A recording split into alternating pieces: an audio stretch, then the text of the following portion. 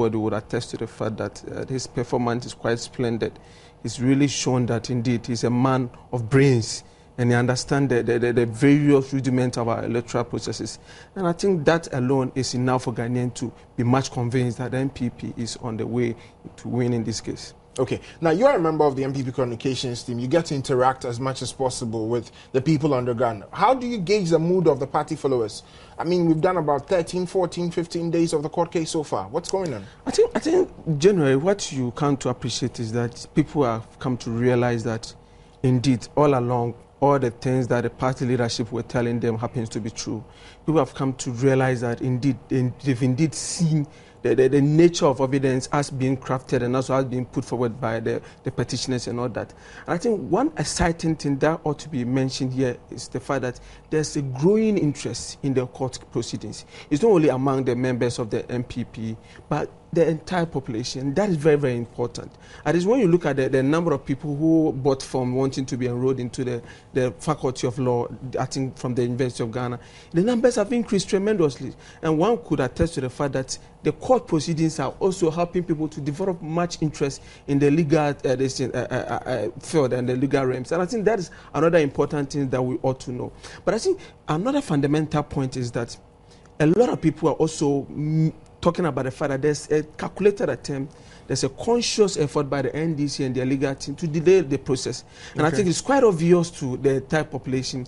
Looking at the sort of tactics that is being employed, the fact that one is trying to rehash the whole cross-examination as being done, as was done by Tonelita and all that, gives us an indication that people have realized that indeed the court case, they don't really have much of an issue to sort of defend. However, the only thing they can do is to delay the process, to prolong the state, to put us in a protracted sort of legal litigation. And that is what I'm sure the Supreme Court have seen and trying to find ways to curtail it. Okay. Now, Mr. Nimako, I'll come to you for the legal perspective of this matter. This case is a novelty in itself. You think that it is going as predicted or there are changes? I mean, you would know better than us. Court procedure, Supreme Court practices, is it going as expected or there have been some changes? Well, you have already said that the case is a novelty. But that means that obviously we don't have a precedent as far as the case is concerned. Okay. Like, if you'll indulge me, I have Mr. Yabwabing Asamoah on the line now. Good evening, Chief. Good evening, sir. I hope that all is well with you and your family, Chief. I'm fine. Okay. Now, Chief, I just wanted to find out from you that a lot of people in the Ghanaian populace are saying that, in their opinion, the case is a bit too slow. You are a lawyer. You're also a member of the legal team. You also happen to, be a deputy director of communications. From your standpoint, how do you see it? Well, clearly, an election petition is not designed to be dealt with after a long period of time. The very nature of the petition demands that it is quick, because we all realize that because this petition is in court, very little of the nation is making progress. In other words, decision making is poor. There isn't real direction. People are simply waiting on what will happen before they take decisions. So it's significant how quickly an election petition goes. Now, the court, unfortunately, is also challenged by procedure, because in spite of the fact that you are in a hurry, we also have an adversarial system of procedure where parties allege and parties defend. And part of the time-honored traditions of defense is a cross-examination, the opportunity for the defendant to ask questions of the person accusing them. So in this case, the petitioner, having given evidence already, is being cross-examined by the defendants, who are the respondents. And the question is how quickly they can get through their cross-examination. Okay. Opinions differ. Some think it is slow. I personally think it's repetitive. I think it's unnecessary. Many of the things that are being done are truly unnecessary at the moment, because it's over and over and over again. I think there's a sense that if they brought it to a close, the court will also find the matter and then they'll be out of court and out of probably a job, as it were. And in that sense, I would side with those who are saying that it's a bit slow. But the court's challenged to the extent that you don't also want to create the impression that you are hurrying the defense. Okay. Now, Mr. Bobing, KPMG was appointed to conduct an audit of the pink sheets. You have appealed to them to be reasonable, in quotes, in their charges. What exactly did you say in that regard? Oh, no, it's a personal appeal, and I'm looking at it on two levels. The first level I was looking at was the question of advertising, that to the extent that a private company like KPMG thrives on advertising recommendations and all that, to have the opportunity to deliver such a job out of the blue, the kind of mileage they will get for their name, I thought was so huge that it would not only bring them huge revenues over the following years, but also save them millions in advertising. Because every time the mention of this election, resolution of this election petition comes up, they would also come into the fore. The second thing was corporate social responsibility, where I felt that companies which work in Ghana and have worked in Ghana over several years are actually obliged, in a sense, to help in terms of their corporate social responsibility. And that for KPMG, having worked in Ghana for so many years and likely to work in Ghana for many, many more years after the successful determination of this petition, they would see this as a corporate social responsibility, the honor of contributing to the deepening of Ghana's democratic process. But clearly, it's a personal appeal. It's not of an official party appeal. Okay, all right. Mr. Yababe Samuel, let me stand in the stead of the many Ghanaians and the many members of the New Patriotic Party to thank you and your team for the hard work that is being done. We are very grateful, sir. Thank you. I'm very grateful to your listeners and viewers. Thank you very much, sir. All right, Mr. Nimako, now before we didn't hear what he said. Okay, he basically made the point that the court processes are designed in a manner to ensure that justice is served in the long run. And that though some people may feel that the method of cross-examination is repetitive, he also shares that opinion. We would have to see how the court, matters plays out in all of these things. And that's why I was asking you the question earlier, that in your view, I mean, you are a practicing lawyer, you know court procedure, you know Supreme Court procedures. Is this being handled in an extraordinary manner, juxtaposing it to the amendments to the Supreme Court rules that were done? Is that what is happening, or there are changes? You see, first of all, let me say that, this case is a novelty. It's the first time having this case in this country. That's the first point. And you must see the tolerant level of the Supreme Court judges. How they're tolerating almost everybody, every lawyer who is there, how you speak, even when you are even erring. Try to water down the effect, of whatever you are saying.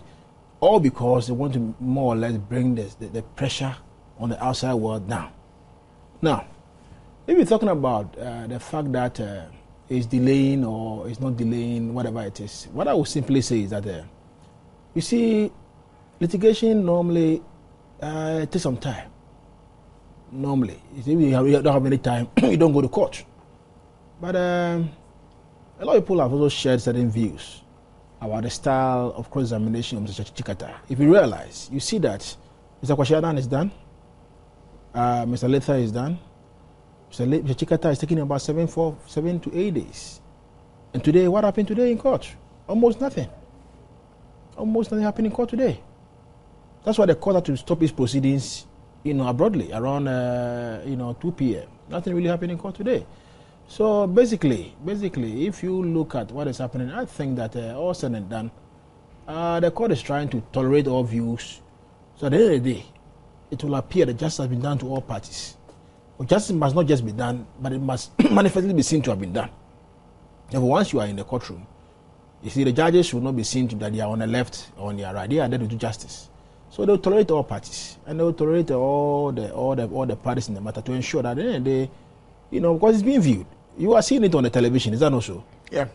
So at the end of the day, you yourself, when you are losing, you will see. Let me tell you one thing. People sometimes assume that Non-lawyers don't know what goes on in court.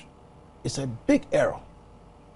One thing that your client may know is that when they are losing the case, they know this case, they are losing the case.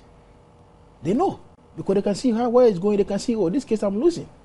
So this case is being viewed across the nation, on the internet, worldwide. At the end of the day, when it gets to the cracks, and then you see your case is tearing apart, you will see your case is tearing apart. So at this stage, let them tolerate whatever is going on.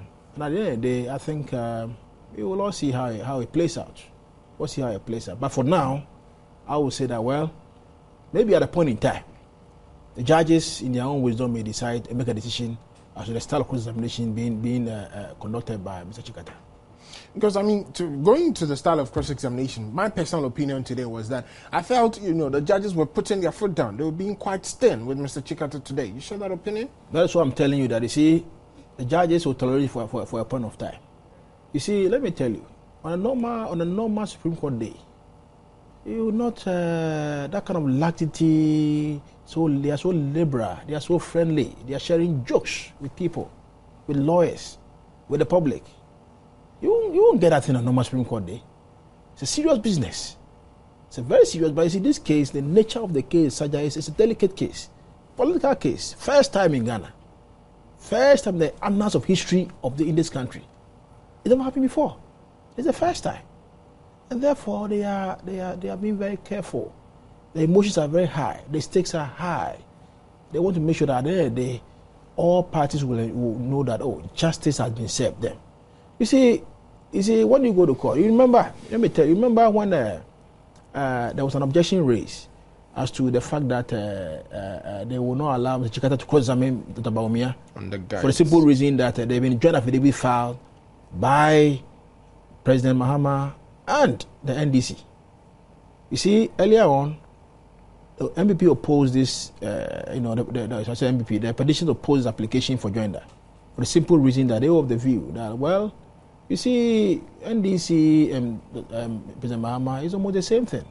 And if when you join them, it's the same effect. All right? But the court, in its wisdom, took a different view and said, well, let's join them. So that at the end of the day, all disputes are effectively determined, and then all parties accept. Now, NDC is joined as a third respondent, and what do? They now come and file joint affidavit. So I say you don't get here deposed to affidavit for the NDC, at the same time for President Mahama. That, to me, in my humble opinion, defeats the purpose of joinder. It means that what the petitions were saying from day one, that you see, NDC cannot have a different story from that of President Mahama, has now been brought to fore. That they can't have a different story. Because how can they have different stories? NDC as a political party, as an entity, and the product of NDC, which is the president, how can I have different stories? It is not possible. So now, how that's happened now, it has been very clear that indeed NDC and President Mahama, they are now one. So basically, as I'm saying, they allowed Chachu to cross-examine him in the interest of the Audit, Alteram, Patem rule, the principle of fair hearing. Let's also hear the other side. Let's hear what he's bringing on board. Whether it's going to be the same questions or repetitive questions or laborious, whatever it is. Now for 8 days you've been going running. I don't know where we are going to end. Okay. Now, I just want to ask you a simple, straightforward question. If you were counsel and Dr. Bawumia was your witness, how would you feel? Straightforward. Look, my brother, the man has done extremely well.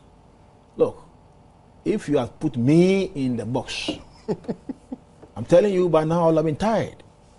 Because for he's been answering questions since examination in chief, cross-examination by Mr. Kwasi Aidan, by Tony Letha, and now Chikata, up to now, and the man seems not to be tired. You see, he seems to be going on and on and on and on. More kudos to him. Trust me. If you put a lawyer in that box, I'm telling you, you will not find the same answers he's giving out. Lawyers are the bad witnesses in the box. I'm telling you. He's doing extremely well, and he's doing extremely well, and I can assure you, from the way he's going, things are looking very good on the side of the petitioners. Share the same opinion? Yes, I think I've already made mention of that fact that his performance is splendid, and it shows that he's a man of great credibility. He's shown the conduct that he's a man made of substance. I think that ought to be mentioned repeatedly. I think another point that I think my senior and also counsel did mention had to do with the fact that the number of time that had been spent on this cross-examination by Mr. Counsel Chachu Chikata. I think one would want to question and make certain suggestions, because you see, all of us know that for a fact that these elections were conducted by the EC, not so. Yeah. So indeed, NDC and President Mahama happens to be part because by virtue of the law. And you see, the CI-74 is fashioned in such a way that it has to bring some sort of speed. Yeah. Has to help fast track the whole process. It has to help sort of bring some urgency into the whole court proceedings. Then the CI-75, which also deals with the elections and all that, talks about the fact that you ought to sort of include a person who benefited from whatever it is that happened or transpired during the elections. You see, what we understand, some of us appreciate, is that EC and the Council for President Mahama spent 7 days to do their cross-examination. Together. The EC, that is a body mandated for all these things, and they conducted the whole elections. Who are the people that actually the whole thing surrounds, use, I think, about 2-3 days for their cross-examination? Chachu and NDC, who decided to join this and join the whole process, are spending in excess of 8 days. And one would want to ask questions like, what are they driving at? What is it that they are seeking for? See, we are some people are losing track with the fact that this borders on the unity of this nation, borders on the forward march of this nation. This whole court petition borders on the electoral processes of this nation, the democracy that we are practicing. Because you see, one would want to expect that in future, when you go into an elections and you realize that you've been cheated or something, you would resort to the court processes. Not the fact that somebody will use other means, I don't want to describe it to be dubious, but means that would help use other delaying tactics and all that. Those are not helpful for our democracy. Another point that I would want to say is that some of us felt like, when you read the Bible, this story of Haman, Mordecai, and Esther, you realize that Haman was trying to destroy Mordecai and Esther and his descendants. But you see, the processes that he was using was what was used in destroying himself. And some of us believe that Mr. Chachu Chikata is embarking on a journey of self-destruction. His self-determination is going to terminate himself. Because see, look at some of the information that he's bringing to bear. One, he came out with a letter that seems to suggest that the letter was written on the 5th of December, and then the letter was received on the 3rd of December. So then it brings into mind, are we being told that the letter was received before the person even conceived of the idea of writing the letter or something? Or are we being told that the letter mysteriously got to the desk? Is it some mysterious or some powers that really help in some of these things coming into bear? Another thing that has to come into mind had to do with the fact that there have been some serious admissions regarding the fact that Mr. Chachu presented a pink sheet from the stronghold of MPP, but not realizing that the petitions, the various polling stations that we are dealing with, the MPP had in excess of 4,000 polling stations coming from our stronghold. So it's not like we did pick and choose from President Mahama's area, but you see, we did our maximum best and presented case holistically, something that really touches on the core of the whole election. Then he brings out a document indicating that he felt that there's another problem within our stronghold that we didn't bring into bear. But the point is that seems to suggest that he is admitting to the fact that indeed there were violations, irregularities, and other sort of malpractices that took place during the electoral process. And another thing that is coming to, and I know most people are disgusted by, had to do with the usage of words and other sort of insinuations and insult that is being rained on the petitioners, their legal team, and all that, shut up and all manner of things. I think these are things that some of us are seeing and realizing that indeed the man thinks that he's really excelling. His followers think that the more time he spends on the case, because you see, in law, and I know counsel and senior will tell you this, it is better to present one credible witness than to put together a bunch of pathological liars before court. It is better to present one credible witness, as Dr. Bawumia has exhibited on all fronts, that indeed is a man of stature. And he's somebody who understands the words and who is going by the details of the oath that he swore to the court. Okay. I think it is very interesting, and some of us know that it's refreshing to know that things are panning out this way. And I know there's more to come, and I know there are victory ahead of us as a political party. Let's move on to Guy. I'm personally worried about the fact that the respondents are not attacking certain critical elements in the petition. For instance, the part that has to do with foreign voters. They said it was 241,000. They were able to supply a list of 2,000. Nothing has been said about the rest, and nobody's challenging Dr. Bawumia.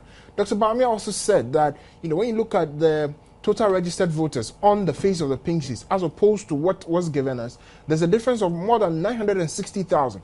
As a lawyer first, and then as a person, when you see that the respondents are trying so hard to shy away from some of these points, how do you take it? My brother, that is not the only ones that they shied away from it. You remember, Dr. Bawumia kept insisting and saying that, at the time that they were saying that you presented the duplicate pink sheets and all that. You remember his answer to the question? He said, look, I've used these pink sheets in my analysis once and only once. Is that not the case? Yeah. He's been singing this in, like a song in the courtroom. That, you see, we started with electronic ones. He's been singing it like a canary, I guess. He said we started with manual generation. The later on we did electronic ones, right? And because of time, when we realized that we were going to delay time, we decided to come in and do the electronic ones. Now, when we're filing, sometimes, yes, as human beings, you may make certain few errors along the line in filing. The filing could even be done even in the court processes. He said, well, if you look generally at what we filed and the various polling stations, we use this analysis once and only once. He's been saying this over and over and over and over again. But they have not gone on the analysis to really find out as to whether or not indeed these polling stations which he's talking about have been used once and only once.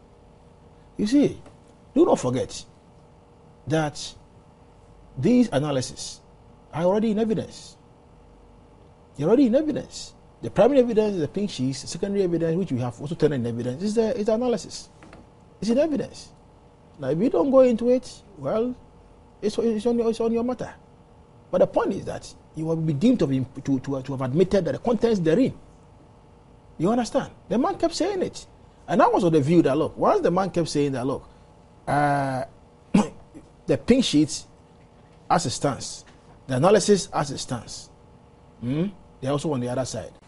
I was thinking they will go jump directly into the analysis and then check to find out whether indeed the analysis are in tandem with the pink sheets, as he's saying. I said, no, nobody has gone there. Again, the petitioner said we filed documents 11,800 plus. You see, in normal court practices, what happens is that when you file documents, the bailiff will have to go and serve it. The registrar will test whatever, will look at whatever is there, and then the bailiff will go and serve it. Now, if the bailiff serves a document on you as a respondent, and there are certain documents which, in your view, if you look on the affidavit says 11,800 plus, and in your view, you were served less the figure. Where do you go? You go back to the registrar of the court to ask the registrar or the bailiff who served you that, look, they said they served me with this figure. So where is the rest? Maybe for all you know, the rest is sitting somewhere which inadvertently they failed to serve you, and they will just give it to you. But they rather decide to come to court, to come and complain to the court that, oh, my lord, we were served with what? 7,093. Meanwhile, Mr. Letter said that we were served with 8,600. Now, this is the NDC and President Mahama working together, however, giving us discrepant information. So who then do we believe? Do we believe the lawyer for President Mahama or believe the lawyer for the NDC? They are working together. Is that not the case? Yeah.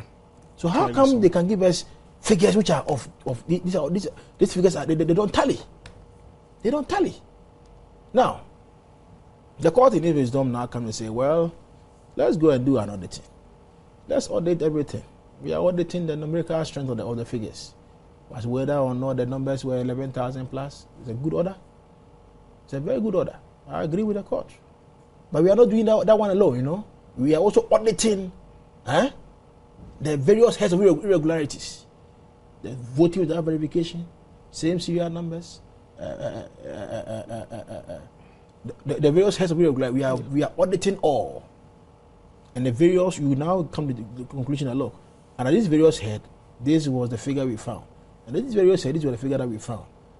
Look, when they are done with all these things, I can assure you, everyone in this case will find a smoother level. They will all find a smoother level in this particular matter. I can assure you. Mr. Gary Marcus says that once the auditing is done, we'll all find our smoothness level. Exactly. So let's take a break, find our smoothness levels, and come back.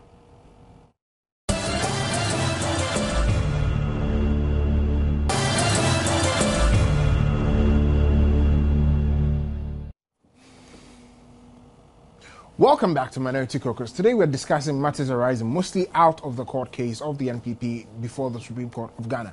We have on the line Mr. Dixon from the Bronga-Hafra region. Dixon, good evening, Chief. No. Yes, sir. Good evening, Chief. Good evening. How is life? Oh, everything is fine. And you? I'm trying by God's grace. I just want to find out from you this evening. I mean, the court case is being televised live on air. How's the atmosphere like in Kumasi? The level of interest? Oh, actually, I'm here in Sinyane. So, okay. And over here in Sinyane, the mood is that of expected one. I mean, people are really interested in what will happen. Wherever you go, in taxis, how do you call it? Drinking bars, people are talking about it, people are discussing it in buses. So people are really interested in what is going on. They want to know what happened. That young people have a case, and if they do, what happens? Will the court be able to actually declare Nana as a winner, or are you going to have a landlord? What is going to happen? So people actually answer and asking what is going to happen here in Ghana. Okay, now I get the opinion that there's a lot of interest, but what does that interest do to the earlier things we heard? For instance, we heard that, just before the NPP went to court, the NDC was out there saying we had no case, we're lying to our supporters. Now that we are actually in court, what is the opinion of the people on those particular matters? When it started, people thought that the NPP will actually not go to court. But when they realized that the case has actually gone to court, then people started asking questions. Wow, is it actually true that there was rigging and all that? And up to this time, you're beginning to see some interest. Interest has arisen among the population here in Sudan, and they are asking so many questions. They're discussing about it everywhere. And they begin to shape the case of the NPP right now. Okay. So I can dare say that this is about the number one topic of discussion in the bars across Sunyani? Because it's aired live, it's sometimes it's out on radio and on TV. When you take a car, you take taxis, and they are playing, and they are, airing it live, and people talk about it, and they discuss the issue, what Bob is saying, what the lawyers are saying, and it's everywhere. Everywhere you go, but people are interested and they want to know how the case will travel. Okay, my last question to you. How do the people in Sunyani view the cross-examination that is going on so far? Some people I have heard are saying that it is too repetitive, it is too boring. In Sunyani, how do people see it? In the first week, people were actually groups that television sets and their radio sets. And then when we were told that Tatu was going to take over from the EC lawyer, people were actually expecting, they were promised fireworks. So everybody was interested, wanted to know what is happening, what is he going to say. And after 2 or 3 days, we realized that it's the same thing. So right now, it's the same thing where it becomes boring. People are no more used as we used to do in the first 2 or 3 weeks.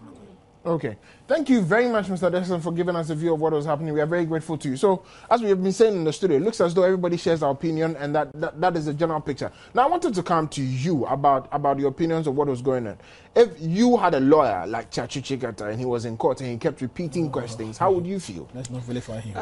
I think for me, I've already aired my views on that particular issue, his style of cross-examination. Every lawyer has his own style. in terms of cross-examination. But some of us sitting back looked at the way and manner he's conducting his cross-examination, and it appears that he's employing what we call a tortoise approach, the slow pace, the snail sort of approach where you realize that there's no sort of energy. You see that the person is not really willing to sort of conclude the cross-examination anytime soon. That is what a lot of people are seeing. I think the judges are also seeing that. Another fundamental thing that has really happened in the past weeks in court happened to be, I think on last Thursday, realizing that before the court accepted that we need to bring in KPMG to come and look at the figures and also audit the figures, Chachu was actually contesting the figures as it appears on our affidavit. And all of a sudden, I think God spoke to the Felipandis and the judges to go through then. And right after, it came to the knowledge of all and sundry that indeed what Chachu was saying wasn't true, that the figures were really up to. You think it was arithmetically challenged then? There are two possibilities. Either he wasn't aware of what he was talking about, or he was being mischievous, or his maths wasn't really top notch. Do you understand that? These are some of the possibilities. Another thing that you come to and you hear all manner of noise being made about is that, you see, let's let people settle down and understand this. As a political party, we went to the court.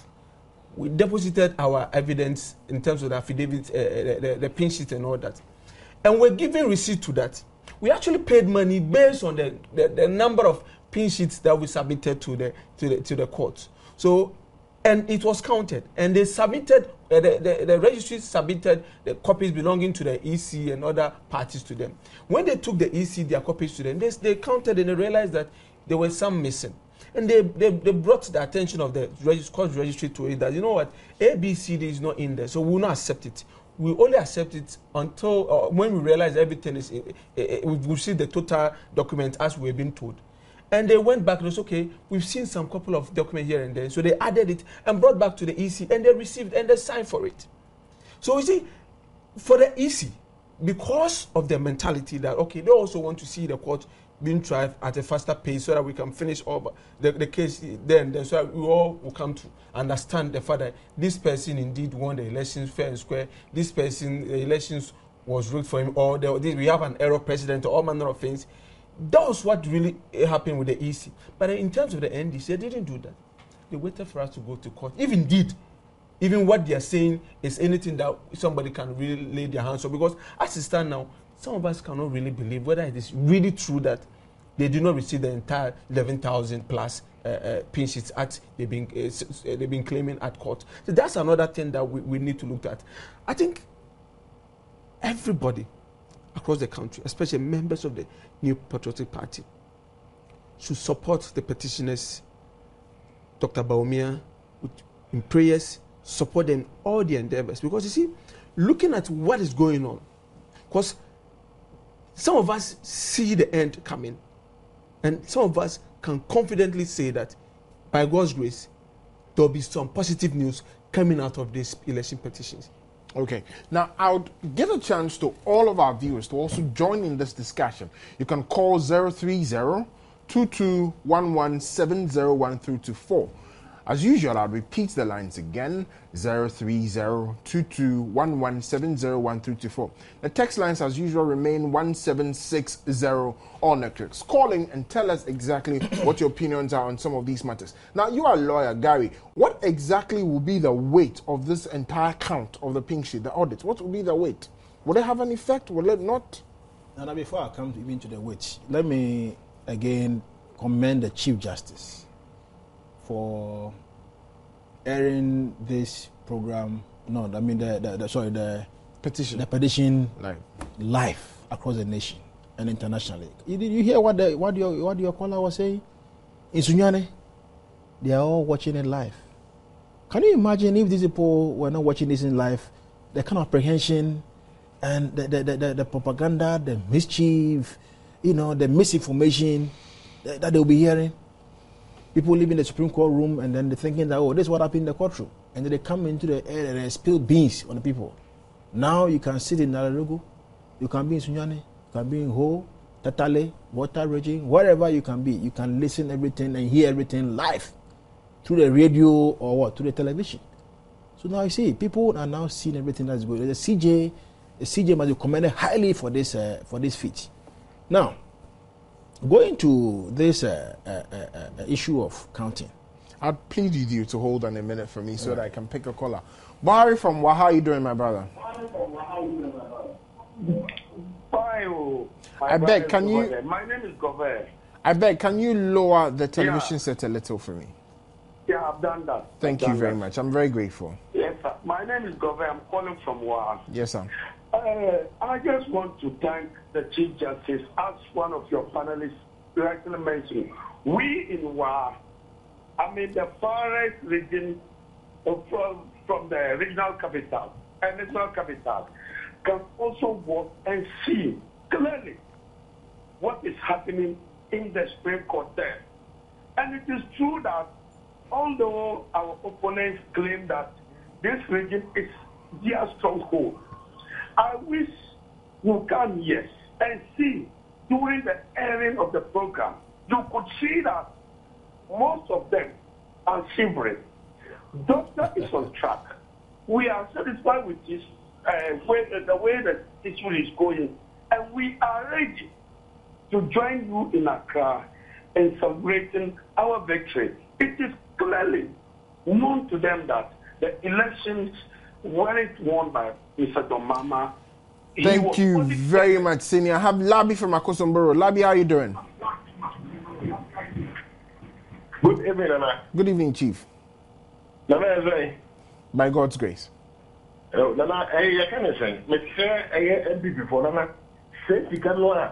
KPG force them what you know. I can go and can before my mom fast short could not maybe infant figure. Now you will be indonity because near to me, Nana, you get traffic. May I see you go to where you are for Nana. One day, it's a better cabin pumping by him. Yes, sir, I'm the infant, you are ready to the Chicago. We are ready to pay that man, please. Thank you very much, Labi. For those of you who didn't understand what he said, he is appealing to the leadership of the party that whatever amount of money that KPMG wants to collect, we should put out a short code, and they, as members of the party, would contribute to ensure that that money is paid. They are willing to pay any amount of money to ensure that this government, which in his view is illegal, is taking of the seat of government to ensure that Ghana moves forward. I have my next caller on the line. Senior, how are you? Oh, I'm fine. How are you? By grace. I want to congratulate you on the good work you are doing to educate the new patriotic supporters. Thank you very much. It's God's work. In case PNG audit and maybe like the figure add up to that number, is it that they cross-examine Dr. Bome on the rest, or what are they going to do? we cannot say much for their strategy, Chief. Okay. Because we can see that we are still long in that work. So we should be silent and let other people to come in. Okay. Yeah, thank you. Thank you too, Chief. Thank you very much for your opinion. Do I have my next caller on the line, Senior? Hello? Hello? Hello? Yes, sir. Your name and where you're calling from? Well, it's Nuruddin from Bolgatanga. Yes, sir. You have the floor. Yes, I want to say hello to your family. We pray that this court case MPP win, because if we are going to rerun elections in Bolgatanga here, sure MPP will win, because there are some people are here demolishing people's shop, collecting unnecessary money from people. Even people are tired with them.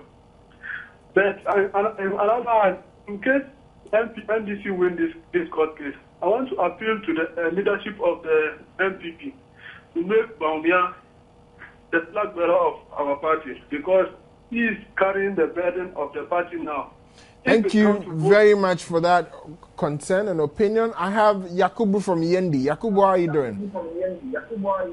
Fine, thank you, Mr. Nana. You have the floor, Senior. I want to ask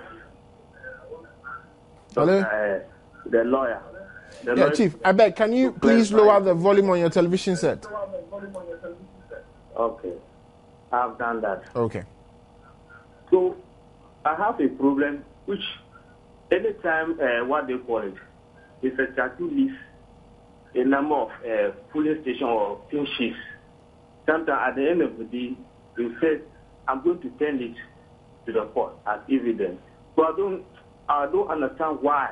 The reason why he's giving it to the court. So that is why I'm going to ask the lawyer so that you clarify it for me. Okay, thank you very much. The lawyer will address your questions. I have Mohammed as well on the line. Mohammed, how are you? Oh, I just lost Mohammed from Nalerugo, I think, but we're still waiting for your calls. I think I have enough time to pick just about 2 more calls. And so you can join us on 030-2211-701324 and then send your text messages as well to 1760 all networks. Now, back to you. Before I proceed, let me just address the concern that your caller raised. You see, when a document is in the possession of another person, we have done discoveries and given the documents to them.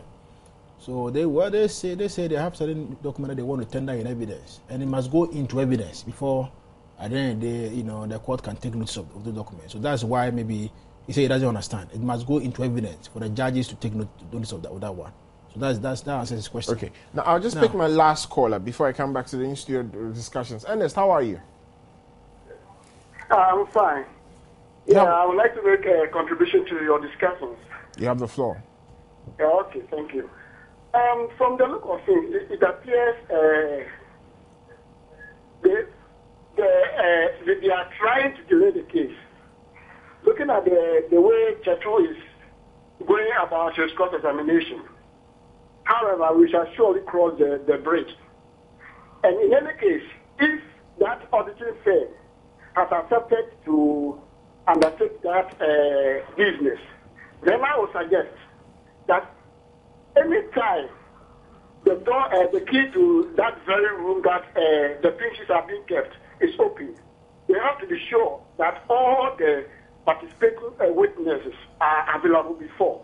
If not, I'm afraid there may be something fishy, because we could see from the national security the way they are trying to go about the whole thing. Thank you very much for your concern as well. Yes. Gary. Okay, my attitude to this pink sheet counting, you see, I've said in other networks, we must come back to the issues before the court. See, the issues are whether or not there were irregularities, statutory violations, malpractices in the elections, and whether or not these violations affected the results. Now, let's even assume. This is what I'm saying. Let's even assume. I'm just opposing. Let's even assume that the figures are counted, and when they are counted, then we have what even the third respondent is saying: 7,093. Yeah. Or let's even assume that when the figures are counted, we have 8,600, as the letter was even saying. My attitude is that these figures, it is not just going to count mere figures. You must count figures that have got violations on them. The pink sheets must have violations on them. Now, if the figures arrive at is 8,600, and these figures have got violations on them, clear on the face of it, and you can see that 8,600 figures, they have violations on them. Are you saying that the court will not look at it and make a determination on the matter? Because the figures were not 11,000?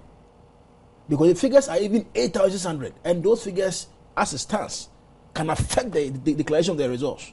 The court will look at it and make a determination on it. So my attitude to this whole thing is that it is not just about, let's go and see 20,000, 15,000, 17,000, 11,000. We must look for pink sheets that have got violations on them. And if pink sheet has filed, and if pink sheet has going to be counted, there must be violations on the pink sheets. And if there are violations on the pink sheets, are those violations enough to overturn the results?